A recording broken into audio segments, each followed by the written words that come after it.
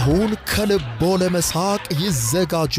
ጊዜው ያቧራው ጨሰ ቲያትር ነው። ዘወትር ዓርብ በ12 ሰዓት በዓለም ሲኒማ ቀጠሮን ያደርጉ።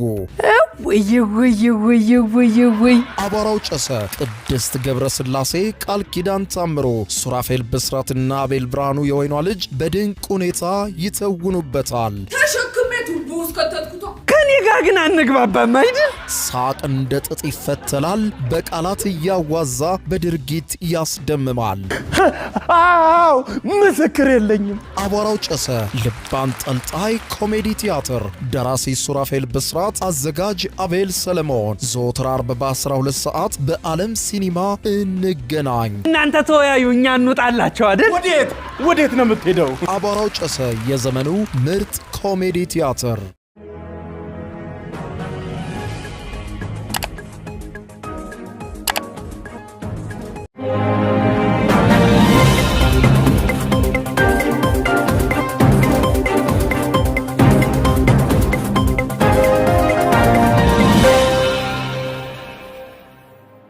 ጤና ይስጥልኝ ክቡራትና ክቡራን የዩቲዩብ ቻናል ቤተሰቦች፣ የሰዓቱን አጫጭር ሰበር መረጃዎች ይዤ ቀርብ ያለው እስከ ፍጻሜ አብራችሁን ቆዩ። ክቡራን አድማጮች፣ በርከት ያሉ ሰበር መረጃዎች ዩቲዩብ ላይ ሲጫኑ ቀድመው ለእናንተ የማስታወቂያ መልእክት ወይም ኖቲፊኬሽን እንዲደርሷችሁ የዩቲዩብ ቻናሌን ሰብስክራይብ በማድረግ የደወል ምልክቷን መጫን አትዘንጉም። ወደ ሰበር መረጃው ስናቀና ክቡራን አድማጮች፣ በመጀመሪያ የምናገኘው መረጃ የሃውቲ ኃይሎችና ሳውዲ አረቢያ ከፍተኛ ፍጥጫ ውስጥ መግባታቸው ተሰማ።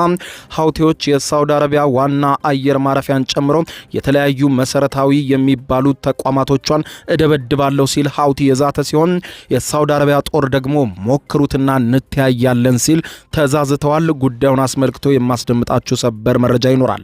በሌላ በኩል ክቡራን አድማጮች፣ ዓለምን ጉድ እያሰኘ ያለው በሚሊዮኖች እየታደሙበት የሚገኘው የኢራኑ መንፈሳዊ መሪ አያቶላ አሊ ካሚኒ የቀብር ስነ ስርዓት በኢራን ተጀምሯል። የቀብር ስነ ስርዓቱ ለቀናት የሚቆይ ሲሆን በሚሊዮን የሚቆጠሩ ሰዎች ወደ ዋና ከተማዋ በከፍተኛ ቁጥር እየጎረፉ ነው። ይህንን አስመልክቶ በሰፊው የማስደምጣችሁ ሰበር መረጃ ይኖራል። በሌላ በኩል በዚሁ በአባታቸው የቀብር ስነ ስርዓት ላይ ይታደማሉ ተብለው የተጠበቁት አዲሱ የኢራን መንፈሳዊ መሪ አያቶላ ሙጅተባ ካሚኒ በቀብር ስነ ስርዓቱ ላይ እንደማይገኙ ለህዝብም እንደማይታዩ ተገልጿል። ሁኔታውን አስመልክቶ ከቅርብ ምንጮች መረጃ እንዳገኘ የአሜሪካው መገናኛ ብዙሃን ኤንቢሲ ኒውስ ዘግቧል። ይህንን በተመለከተም በሰፊ የማስደምጣችሁ ሰበር መረጃ ይኖራል። ሩሲያን ቱዴይ የተሰኘው አርቲ የተሰኘው መገናኛ ብዙሃን ዛሬ ባወጣው መረጃ ከኢራን አሜሪካና እስራኤል ጦርነት 7 ዓለም የሚማራቸው ወሳኝ ነገሮች አሉ ይላል። እነዚህ ወሳኝ ነገሮች መደመጥ ያለባቸው በጣም አስገራሚ ነገሮች ናቸው። ምን አለ? እያንዳንዱን በዝርዝር የምንመለከተው ይሆናል። እስከ ፍጻሜው ቆዩ። ዝርዝሩን አድምጡ ግብዣዬ ነው። ወደ መረጃዎቹ አለፍኩ። አብረን እንከታተለው። በቅድሚያም የየመን የሃውቲ ኃይሎች የሳውዲ አረቢያን አውሮፕላን ማረፊያና ሌሎችም ቁልፍ መሰረተ ልማቶችን አጠቃለው ሲሉ በሳውዲ አረቢያ ላይ ዛቻ ያሰሙ ሲሆን ሳውዲ አረቢያም በአንጻሩ ሞክሩኝና እንተያያለን ስትል ዝታለች። ውጥረቱ በሁለቱ ኃይሎች መካከል በርትቷል። የየመን የሃውቲ ኃይሎች የኢራን የሲቪል አውሮፕላን በሰንዓ አውሮፕላን ማረፊያ እንዳያርፍ ከልክለዋል ካሏቸው የሳውዲ ተዋጊዎች ጋር ግጭት ውስጥ መግባታቸው ነው ገለጹት። የሃውቲ ወታደራዊ ቃል አቀባይ ያህያ ሳሬ ሳውዲ አረቢያ የየመንን የአየር ክልል መጣስ የምትቀጥል ከሆነ በየብስና በባህር ላይ ያሉ ቁልፍ ስፍራዎችንና የሳውዲ አረቢያን ዋና ዋና አውሮፕላን ማረፊያዎችን የጥቃት ኢላማዬ አደርጋለሁ ሲል ገልጿል። ውዝግቡ እንዳለ ሆኖ በሰንዓና በቴህራን መካከል ያለው በረራ መቀጠሉም ተናግረዋል። በሳውዲ የሚመራው ጥምር ሃውቲዎች ላወጡት መግለጫም በሰጠው ምላሽ መግለጫው ቡድኑም በየመን ህዝብ ላይ የሚፈጽመውን ድርጊት ትኩረት ለማስቀየር የተሰጠ መግለጫ ነው ብሎታል። በተባበሩት መንግስታት ድርጅት እውቅና ያለውን የየመን መንግስትን የሚደግፈው የሳውዲ አረቢያ መራሹ ጦር ቃል አቀባይ ሜጀር ጀነራል ቱርኪ አልማልኪም በዛሬው ዕለት ባወጡት ይፋዊ መግለጫ ሃውቲዎች በሳውዲ አረቢያ ላይ ያወጡት መግለጫ በራሳቸው የየመን ህዝብ ላይ የሚፈጽሙትን ከባድ የሰብአዊ መብት ጥሰት ለማድበስበስ ነው ብለውታል። ቃል አቀባዩ በመግለጫቸው በሳውዲ አረቢያ ግዛት በዜጎቿ በነዋሪዎቿና በብሔራዊ ሀብቶቿ ላይ እንዲሁም የወንድምን የየመን ሪፐብሊክን ሉዓላዊነት ለመጣስ የሚደረግ ለማንኛውም ሙከራ ታይቶ በማይታወቅ ቁርጠኝነትና ኃይል አጸፋዊ ምላሽ ሳውዲ አረቢያ ትሰጣለች ብለዋል። የሁቲ ኃይሎች እንደዛቱት በሳውዲ አረቢያ ክልል ውስጥ አንዲት ጥይት መተኮስ ቢፈልጉም ያን ጊዜ የሁቲዎች ታሪክ ያበቃል ሲሉ ነው በከባድ ቃላት የዛቱት። ሳውዲ አረቢያ የአየር ክልላችንን ጥሳለች በሚል ክስ በሳውዲ አውሮፕላን ማረፊያዎችና ቁልፍ የኢኮኖሚ ማዕከላት ላይ ጥቃት እንደሚያደርሱ የዛቱት ሁቲዎች ቡድኑ ባወጣው መግለጫ የሳውዲ የጦር አውሮፕላን አንድ የኢራን ሲቪል አውሮፕላን በሰና ዓለም አቀፍ አውሮፕላን ማረፊያ እንዳያርፍ ለማድረግ ሙከራ አድርገዋል ብለዋል።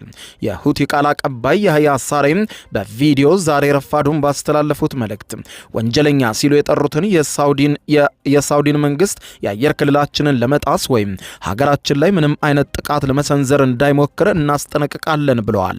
ሳሬ አክለውም ሲናገሩም የሳውዲ የጦር አውሮፕላን በሁቲዎች ቁጥጥር ስር ያለውን የአየር ክልል ጥሰው በመግባት ከ200 በላይ የቆሰሉና የታመሙ ዜጎችን የጫነ የኢራንን ሲቪል አውሮፕላን በሰንዓ እንዳያርፍ ለማድረግ የሞከረው ቢሆንም የሁቲ ኃይሎች ሙከራውን እንዳከሸፉት ተናግረዋል።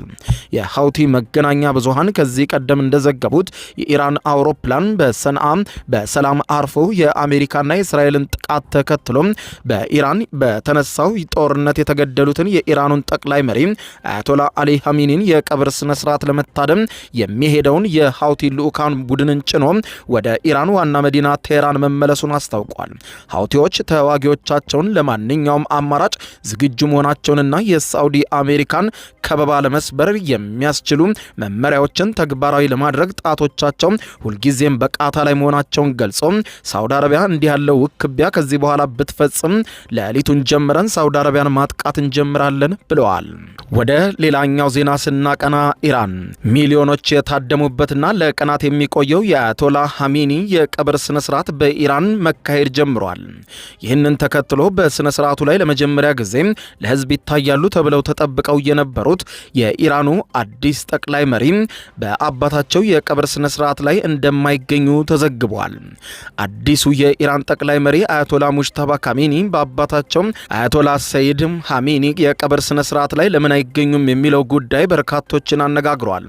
የኢራኑ አዲስ ጠቅላይ መሪ ሙጅተባ ኻሜኒ በአሜሪካና እስራኤል ጥቃት በተገደሉት አባታቸው የቀብር ስነ ስርዓት ላይ እንደማይገኙ አንድ የኢራን ከፍተኛ ባለስልጣንና የመካከለኛው ምስራቅ ዲፕሎማት ለኤንቢሲ ኒውስ እንዳረጋገጡ ኤንቢሲ ኒውስ ዘግቧል። ባለፈው መጋቢት ወር የአባታቸው የአያቶላ አሊ ኻሜኒ ተተኪ በመሆን የተሾሙት የ56 ዓመቱ ሙጅተባ ጦርነቱ ከጀመረበት ጊዜ አንስቶ በአደባባይ ያልታዩ ሲሆን ምንም እንኳን የድምፅ መልእክትም እስካሁን እንዳላስተላለፈው የተዘገበ ቢሆንም ጉዳዩን በቅርበት የሚያውቁ 3 ከፍተኛ ዲፕሎማቶች እንደገለጹት ሙጅተባ አባታቸውን በገደለው ጥቃት ላይ እሳቸውም ክፉኛ የቆሰሉ መሆናቸውን ገልጸው ፊታቸውና ሰውነታቸው ላይ ከባድ ቃጠሎ ደርሶባቸዋል ብለዋል።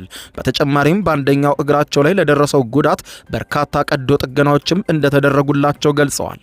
ነገር ግን ጉዳቱ ምን ያክል የከፋ እንደሆነና የሀገር መሪነትን ኃላፊነት ለመወጣት በሚያስችል አቅም ላይ ምን አይነት ተጽዕኖ እያሳደረ እንደሆነ እስካሁን በግልጽ እንዳልተረጋገጠም ተዘግቧል። የአያቶላ ኻሜኒ የቀብር ስነ ስርዓት ከሌሊት ጀምሮ እየተካሄደ ሲሆን የኢራን መንግስት 3 ዋና ዋና ቅርንጫፎች ኃላፊዎችም ከአሜሪካ ጋር በሚደረገው ድርድር ዋና ተደራዳሪ የሆኑት የፓርላማ አፈ ጉባኤ መሐመድ ባገር ቃሊባፍን ጨምሮ በክብር የአያቶላ አስክሬን ፊት ቀርበው ጸሎት ሲያደርጉ በቴሌቪዥን ታይተዋል። የኢራን ሪፐብሊክ የዜና ወኪል ኢርና እንደዘገበው የቀድሞውን የሩሲያን ፕሬዝዳንት ዲሚትሪ ሜድቬዴቭን ጨምሮ ከቻይና፣ ቱርክ፣ ሳዑዲ አረቢያ፣ ህንድና አፍጋኒስታን የመጡ ከፍተኛ የውጭ ሀገራት ልዑካንም በቦታው ተገኝተዋል። በኢራን ባንዲራ ያሸበረቀው የኻሜኒ የአስክሬን ሳጥን በነጭ መድረክ ላይ የተቀመጠ ሲሆን ከእርሳቸው አስክሬን ሳጥን ዝቅ ብሎ ደግሞ ከእርሳቸው ጋር አብረው የተገደሉት የአራት የቤተሰብ አባላት የ14 ወር የልጅ ልጃቸውን ጨምሮ አስክሬኖች ተቀምጠዋል። በኢራን መገናኛ ብዙሃን በተለቀቁ ፎቶግራፎች እንደሚያሳዩት ከሆነ ከጦርነቱ በፊት በአደባባይ ታይተው የማያውቁትና የእስላማዊ አብዮታዊ የጥበቃ ጓድ IRGCን የሚመሩት ጀነራል አህመድ ሻሂዲን ስለ ቀብር ስነ ስርዓቱ በተደረገ ስብሰባ ላይ ከተገኙ በኋላ በቴህራን መሃል በሚገኘው የሃሚኒ መኖሪያ ቤት አቅራቢያ በተካሄደ አነስተኛ ስነ ስርዓት ላይ በአስክሬን ሳጥኑ አጠገብ ተቀምጠው ታይተዋል።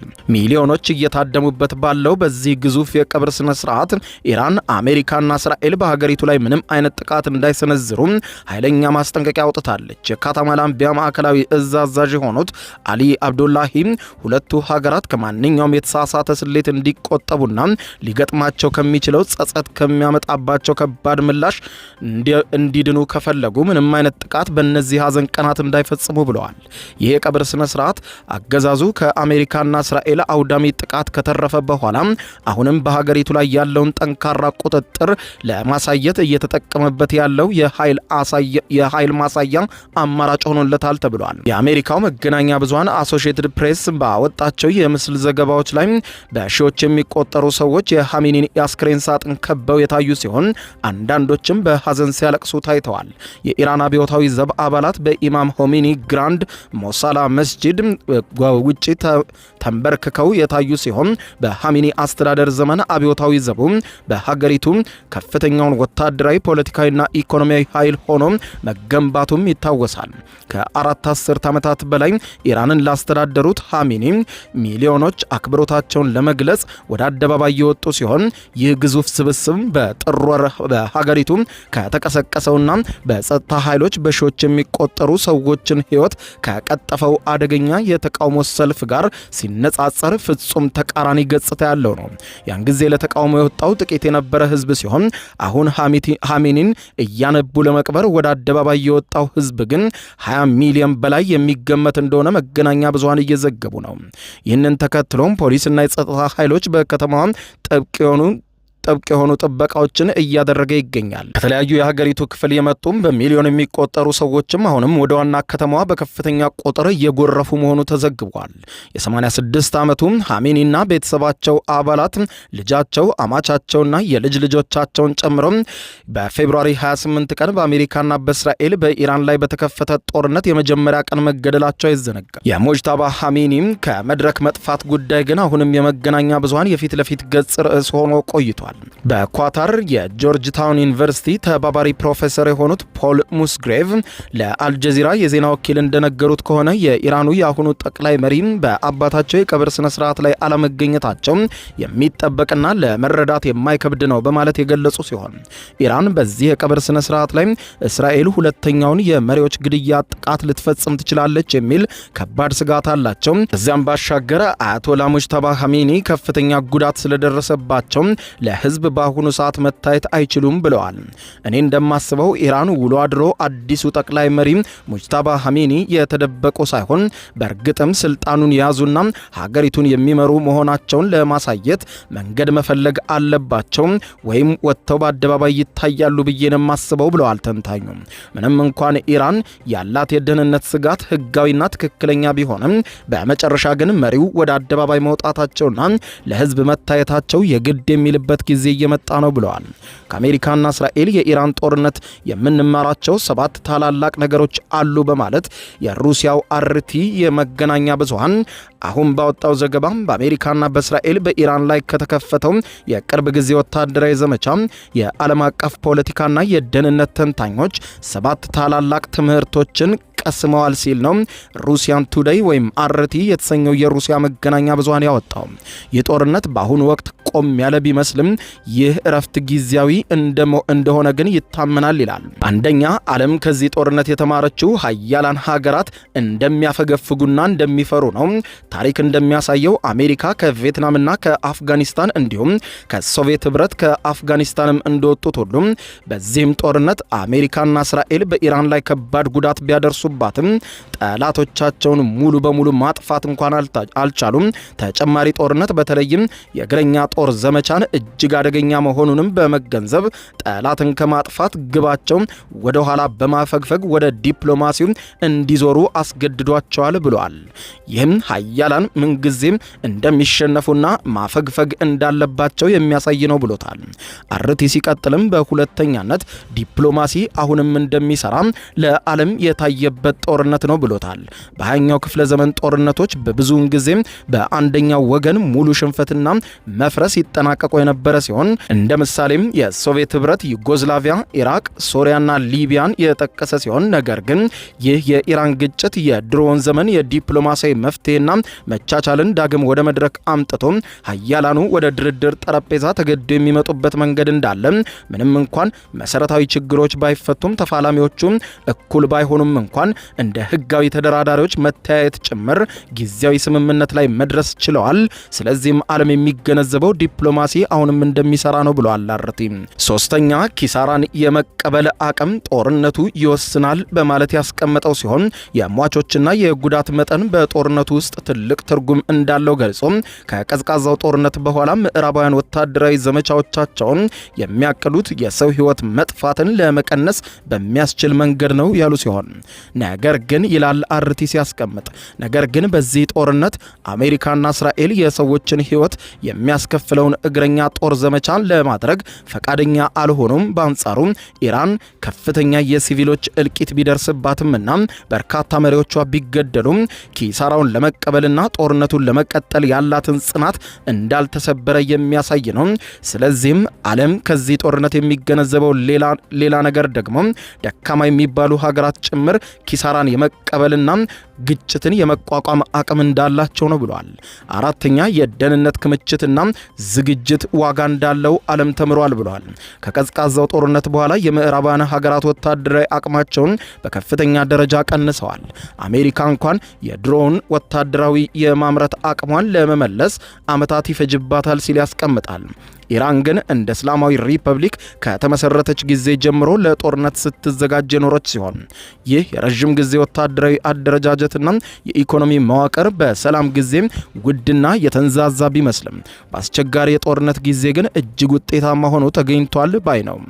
ስለዚህም ይህ የደህንነት ክምችቶችና ዝግጅት ከፍተኛ ዋጋ እንዳለው በኢራኖች በኩል ዓለም ተምሯል ይላል። አምስተኛም ዓለም ከዚህ ጦርነት የወሰደው ትምህርት የኒውክሌር የጦር መሳሪያ ችግርን ይፈታል፣ ነገር ግን ሁሉንም ችግር አይደለም። ይህንን የዓለም ተምራለች ይላል። አሜሪካና እስራኤል ኢራንን ለመግታት ከሚጥሩበት ዋና ምክንያቶች አንዱ የኒውክሌር የጦር መሳሪያ ኢራን እንዳታገኝ ነው። ኢራን እንደ ሰሜን ኮሪያ የኒውክሌር መሳሪያ ቢኖራት ኖሮ ይህ ጥቃት በፍጹም የሚታሰብባት አልነበረም። የዚህ ጦርነት አንዱ ስኬት ኢራን የኒውክሌር የጦር መሳሪያ ባለቤት የምትሆንበትን ጊዜ ማዘግየቱ ብቻ ነው። በሌላ በኩል ደግሞ አሜሪካም ሆነች እስራኤል የኒውክሌር የጦር መሳሪያን ለመጠቀም በፍጹም አላሰቡም።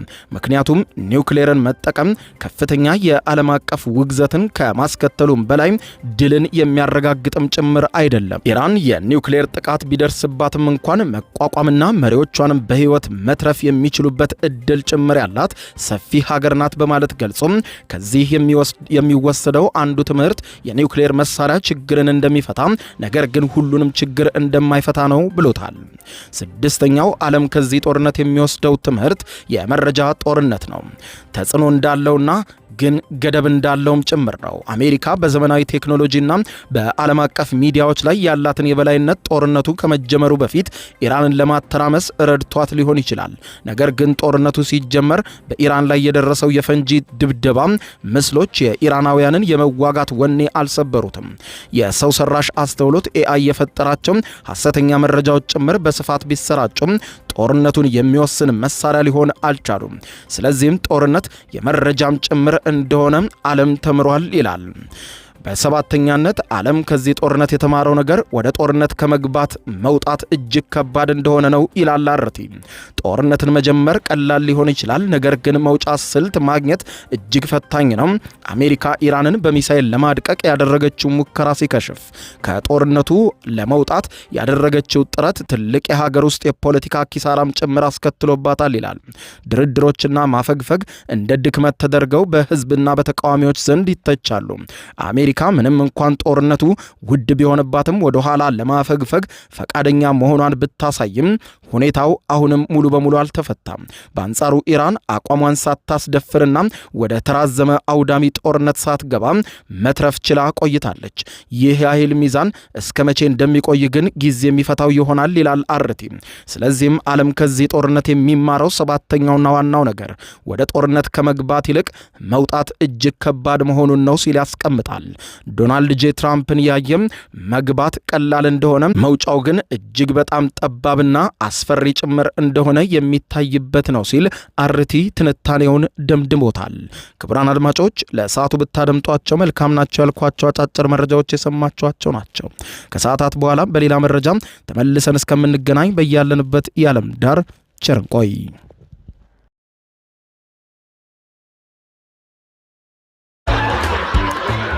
አሁን ከልቦ ለመሳቅ ይዘጋጁ። ጊዜው የአቧራው ጨሰ ቲያትር ነው። ዘወትር ዓርብ በ12 ሰዓት በዓለም ሲኒማ ቀጠሮን ያደርጉ። ወይ አቧራው ጨሰ ቅድስት ገብረስላሴ፣ ቃል ኪዳን ታምሮ፣ ሱራፌል ብስራትና አቤል ብርሃኑ የወይኗ ልጅ በድንቅ ሁኔታ ይተውኑበታል። ተሸክሜ ቱቦ ውስጥ ከተትኩት። ከኔ ጋር ግን አንግባባም አይደል? ሳቅ እንደ ጥጥ ይፈተላል፣ በቃላት እያዋዛ በድርጊት ያስደምማል። አዎ ምስክር የለኝም። አቧራው ጨሰ ልብ አንጠልጣይ ኮሜዲ ቲያትር፣ ደራሲ ሱራፌል ብስራት፣ አዘጋጅ አቤል ሰለሞን። ዘወትር ዓርብ በ12 ሰዓት በዓለም ሲኒማ እንገናኝ። እናንተ ተወያዩ፣ እኛ እንውጣላቸው አይደል? ወዴት ነው የምትሄደው? አቧራው ጨሰ የዘመኑ ምርጥ ኮሜዲ ቲያትር። የዩቲዩብ የስኬት ሚስጥሮችን በዝርዝር የያዘው የአቤል ብርሃኑ የወይኗ ልጅ መጽሐፍ ሁለተኛ እትም በገበያ ላይ። ዩቲዩብ ለመጀመር በአጭር ጊዜ ስኬትን ለመቀዳጀት አስበዋል?